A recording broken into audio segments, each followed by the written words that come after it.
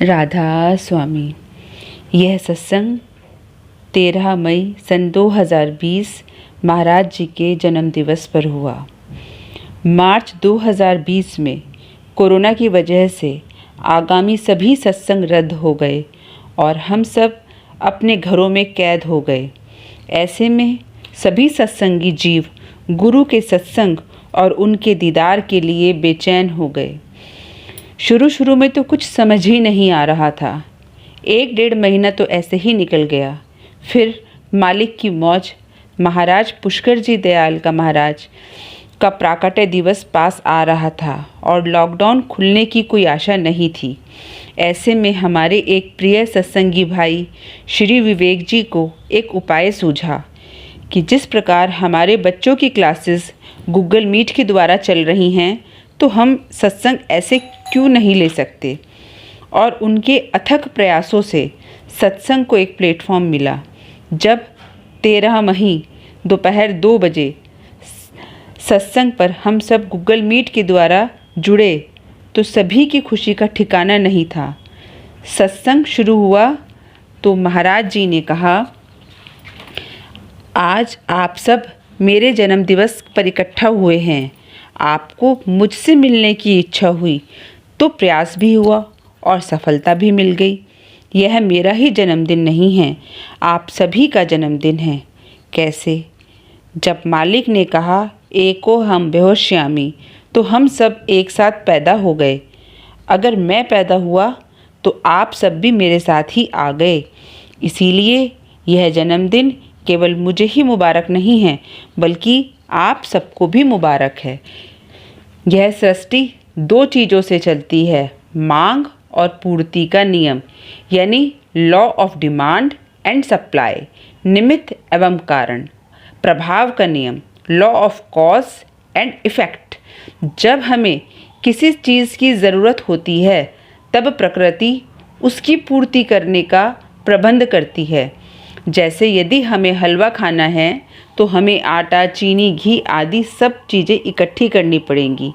कैसे भी करके लाएं और हलवा तैयार करते हैं।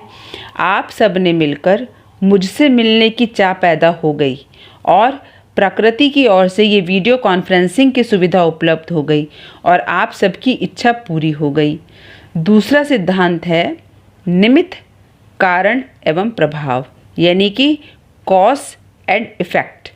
Relationship between the two is when something happens that makes something else happen. This cause and effect relationship plays an important part in the universe. यानी कि जब भी कोई घटना घटित होती है तो उसका कोई कारण होता है और उसका प्रभाव अन्य प्रकार की घटना घटकर होता है। समस्त ब्रह्मांड में इस सिद्धांत का व्यापक प्रभाव होता है। मूल रूप से इस सिद्धांत का मतलब है कि जब भी संसार में कहीं भी कोई घटना होती है तो उसका कोई कारण अवश्य होता है। जैसे यह जो बीमारी फैली है कोरोना की, यह ऐसे ही पैदा नहीं हो गई। कोई कहता है कि इसे चीन ने पैदा किया, चीन कहता है इसको अमेरिका ने पैदा किया। सब एक दूसरे पर आरोप और प्रत्यारोप लगा रहे हैं। मैं कहता हूँ कि यह जिसने भी बनाया वह कोई मनुष्य ही था, वह भी मालिक का ही रूप था और उसे मालिक से ही प्रेरणा मिली, क्योंकि बिना मालिक की मौज के कोई घटना घट ही नहीं सकती। इस घटना के पीछे क्या कारण है, क्या राज है, यह तो वो मालिक ही जानता है। ये उसका खेल है, वो इस खेल को खिला रहा है और खेल रहा है। यह कोरोना भी उस मालिक के खेल का हिस्सा है। सब कहते हैं कि इस बीमारी से लोग मर रहे हैं, क्या वैसे लोग नहीं मरते? टीबी, कैंसर, हार्ट अटैक आदि बीमारियों से भी न जाने कितने लोग रोज मरते हैं। हम समझते हैं कि कोरोना बीमारी आ गई, तो क्या यह किसी इंसान ने बिना मालिक की मौत से इसको पैदा कर दिया? मैं कहता हूँ कि यह भी उस मालिक की मौज से ही आई है। यह भी उसी मालिक का रूप है। सब में हर जगह वो मालिक है, उसके सिवा कुछ नहीं है। इससे हमको भयभीत नहीं होना चाहिए। मुझे पूर्ण विश्वास है कई वर्षों से जो सत्संग दे देकर मैंने आप लोगों के अंदर से मृत्यु का डर खत्म करा है, अब आप इस बीमारी से नहीं घबराएंगे। हाँ, सावधानी ज़रूर बरतें, लेकिन इससे डरे नहीं। यह कोरोना आपका कुछ नहीं बिगाड़ेगा। आप भयमुक्त रहिए। जो मालिक से प्रेम करता है उसे किसी से भी डरना नहीं चाहिए। जो संसार से प्रेम करते हैं उनकी गारंटी कोई नहीं लेता, मैं भी नहीं लेता। लेकिन जो मालिक से निस्वार्थ प्रेम करता है उसका कुछ नहीं बिगड़ेगा। क्यों? सोचो, क्योंकि मालिक हमसे क्या चाहता है? मालिक हमसे कुछ नहीं चाहता। मालिक तो बस प्रेम चाहता है। उसका भोजन ही प्रेम है। वो प्रेम के सिवा कुछ नहीं चाहता। कुछ नहीं चाहिए उसे प्रेम के सिवा। जो मालिक से प्रेम करता है उसे किसी भी प्रकार की किसी चीज़ से डरना नहीं चाहिए। बीमारी आएगी, अपना काम करके चली जाएगी। जो ज़रूरी सावधानियाँ और दवाइयाँ बताई जाती हैं उनका पालन करो और निर्भय होकर अपना जीवन व्यतीत करो। फालतू में बीमारी के बारे में ज़्यादा सोचकर डिप्रेशन में जाने की कोई ज़रूरत नहीं है। यह कोरोना उसी मालिक का रूप है। इस प्रकृति में सब कुछ उस मालिक की मौज से ही हो रहा है। इस बीमारी को भी हमें सुधरने के लिए ही मालिक ने भेजा है। यही होता है निमित्त और प्रभाव। हमारे कार्यकाल में यह पहली बार हुआ है। इसमें हमें 2 माह का मौका मिल गया घर पर बैठने का, अपने व्यस्त जीवन से कुछ पल अपने बारे में सोचने का। यह हमारे लिए गोल्डन अपॉर्चुनिटी है, सुनहरी मौका है। ऐसा अवसर फिर नहीं मिलेगा। अगर हम इसको एक सुअवसर के रूप में लेते हैं तो अपने जीवन को सुधार सकते हैं। लेकिन कुछ लोगों ने इस सुनहरे अवसर में पकवान बना रहे हैं, कुछ चुटकुले बना रहे हैं, कुछ फ़ोटो बना रहे हैं, सभी कुछ ना कुछ काम कर रहे हैं। सब कुछ ठीक है, कुछ भी बुराई नहीं है, परंतु क्या इस समय में हमें अपना असली काम किया जिसके लिए यह सुनहरी अवसर मिला था? हम जो सत्संगी लोग हैं, हमारे लिए यह अभी भी सुनहरी मौका है। यदि हम मालिक की याद में अपना समय गुजारते हैं तो हो सकता है कि जब यह लॉकडाउन हटे तो हम पिंजरा खुलते ही उड़ने लग जाएं, आकाश की सैर करने लग जाएं। अगर हम यह सुनहरा समय आम आदमी की तरह ही व्यर्थ में बर्बाद कर देंगे तो उनमें और हम में क्या फ़र्क रह जाएगा? यह जो सुनहरा समय हमको मिला है इसको हमें सदुपयोग करना चाहिए। अपना ज़्यादा से ज़्यादा समय मालिक की याद में बिताना चाहिए। ठीक है, कुछ समस्याएं भी आएंगी, परंतु उनका समाधान भी होता रहेगा। हमारा जीवन उस मालिक का बनाया हुआ है और यही इस जीवन को चलाने वाला भी है। हमारे लिए अच्छा क्या है और बुरा क्या है, इसका निर्णय करने के लिए मालिक ने हमको विवेक दिया है जो किसी अन्य प्राणी को नहीं दिया। हमें उस विवेक का सावधानी से प्रयोग करना चाहिए, वरना हम में और पशुओं में क्या अंतर रह जाएगा। वो भी जन्म लेते हैं, पेट पालते हैं, बच्चे पैदा करते हैं और मर जाते हैं। हम भी वही करते हैं। विवेक का मतलब है कि हमारे पास समझ है हमारे लिए क्या अच्छा है और क्या बुरा है। इस लॉकडाउन को हम एक सुअवसर माने और इसका सदुपयोग करें। यह समय भी सदा रहने वाला नहीं है, यह भी जाने वाला है। कोई भी समय सदा एक सा नहीं रहता। समय तो एक बहती धारा है। नदी के जिस पानी से आपने अभी हाथ धोया वह उसी क्षण दूर चला गया, वो वापस नहीं मिलेगा। ऐसे ही जो समय चला गया वो वापस नहीं आएगा। इस पल, इस क्षण का कैसे उपयोग करें यह हमारे हाथ में है। मालिक ने जो विवेक दिया है उसके अनुसार हम इस समय को कैसे उपयोग करें यह हमारे हाथ में है। इसको सीखने के लिए किसी कॉलेज या स्कूल में हमको नहीं जाना पड़ेगा। यह विवेक तो जन्म के साथ ही हमारे साथ पैदा हो जाता है। मनुष्य वह है जो अपने विवेक का सही उपयोग करता है।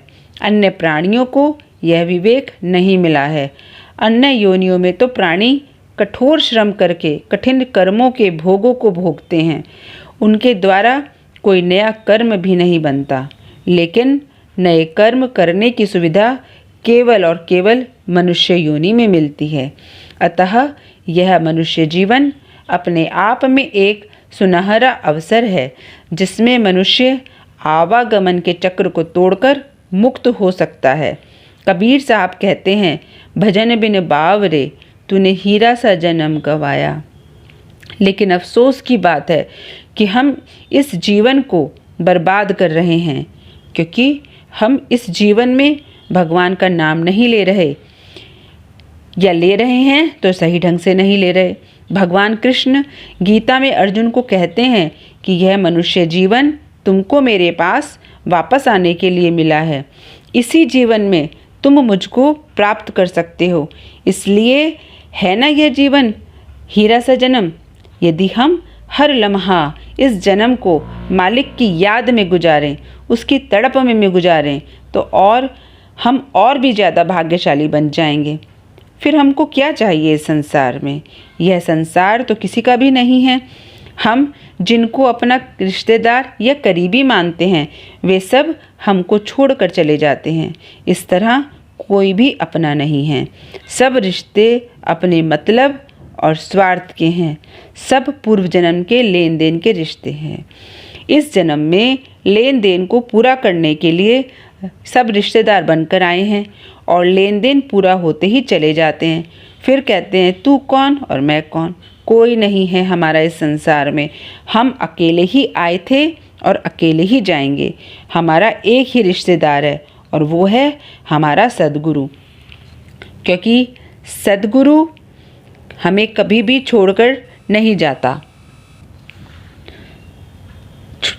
कभी भी छोड़कर नहीं जाता। जब एक बार वह हमारा हाथ पकड़ लेता है तो फिर वो हाथ कभी नहीं छोड़ता, मगर शर्त है कि उसे अपना हाथ पकड़वाना है।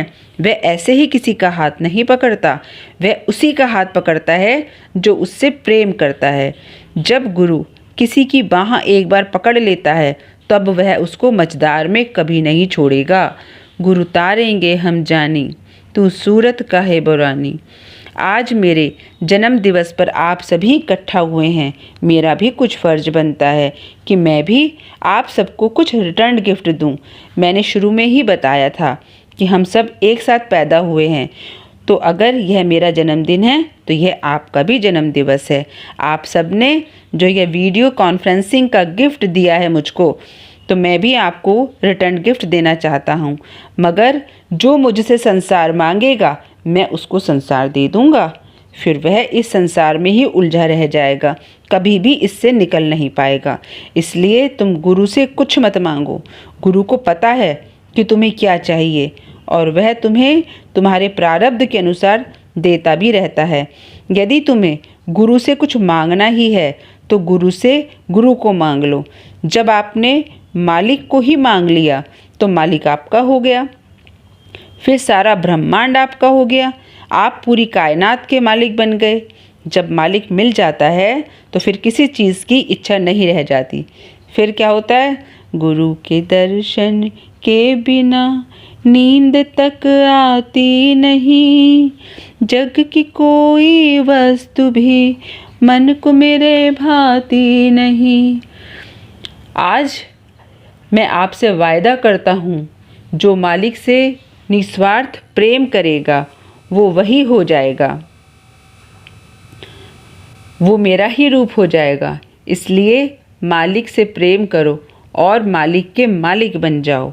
राधा स्वामी।